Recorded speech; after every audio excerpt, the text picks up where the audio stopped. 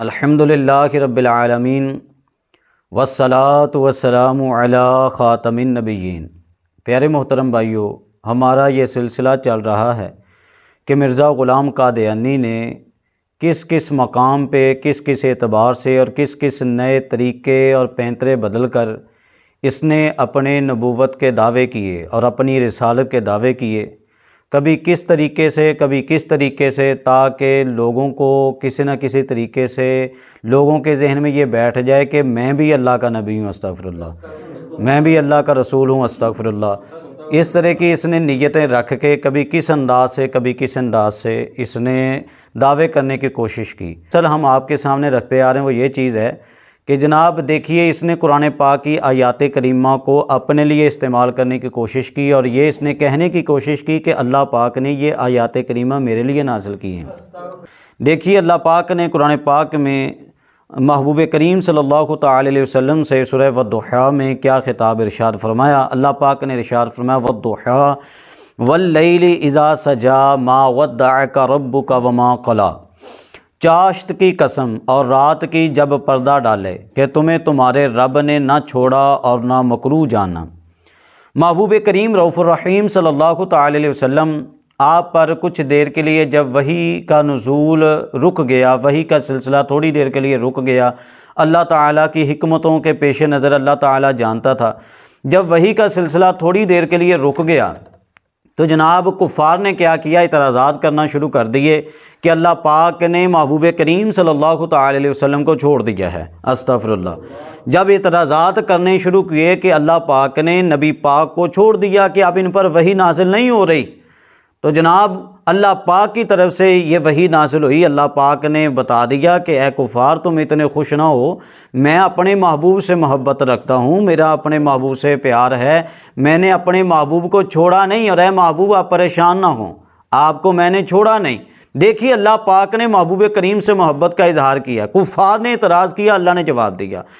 یہاں پہ آ کے مرزا غلام قادیانی نے کیا کہا، اس کا حوالہ ملاحظہ کر سکتے ہیں۔ کیا کہتا ہے؟ کہتے ہیں کہ اللہ پاک نے یہ آیت کریمہ میرے متعلق نازل کی ہے۔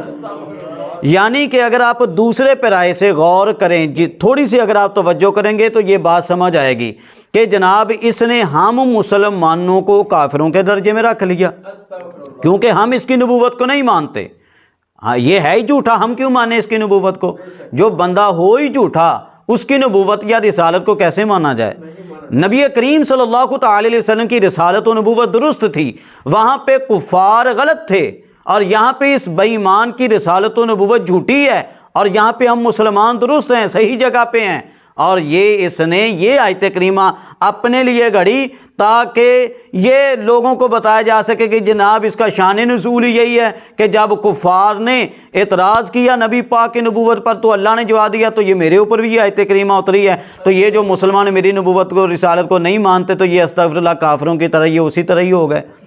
یہ تمہاری خام خیالی ہے مرزا غلام قادیانی، تمہاری خام خیالی ہے مرزائیو۔ اور آگے دیکھیے، یہاں پہ ایک اس نے ڈاکہ ڈالا، اور مزید دیکھیے کہ اللہ پاک نے قرآن پاک میں محبوب کریم صلی اللہ تعالی علیہ وسلم کی کیا شان ارشاد فرمائی۔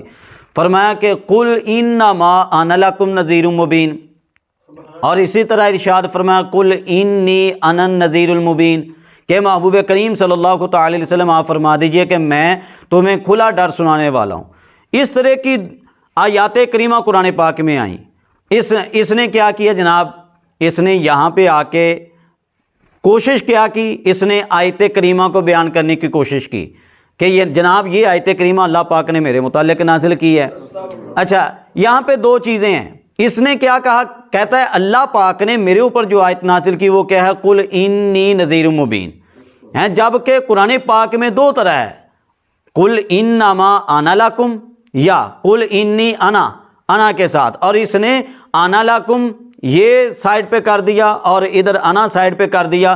قل انی نذیر مبین، اس نے اپنی طرف سے یہ آیت بنا دی، اپنی طرف سے اس نے آیت بنا دی۔ یا تو یہ بھول گیا، یہاں پہ آ کر بھول گیا، اور یا جان بوجھ کے اس نے کیا، بدل جو بھی کیا تو غلط ہی ہے اس نے، چاہے بھول کر، اور اس کو برقرار رکھا گیا، اور اس کو آج تک اس کی کتابوں میں چھاپا جا رہا ہے، آج تک اس کی کتابیں موجود ہیں، اور مرزائی اس کی کتابیں پڑھتے ہیں، ان کو پتہ بھی ہے، چاہے آپ کے سامنے کہیں کہ نہیں ہے، اس طرح کی بات ہی کوئی نہیں ہے، جو کہے بات کوئی نہیں، اس کو آپ یہ حوالہ یہ ویڈیو میں دکھا دیں، ویڈیو میں حوالہ آپ کو نظر آئے گا، یہ آپ دکھا سکتے ہیں کہ محبوب کریم کی شان اللہ نے فرمایا کہ محبوب کریم آپ کھلا ڈر سنانے والے ہیں۔ یہ کھلا ڈر سنانے والا کون ہوتا ہے؟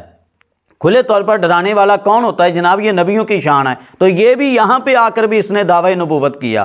تو یہ ایک نہیں کتنے حوالے آپ کے سامنے ہم نے آج تک رکھے ہیں۔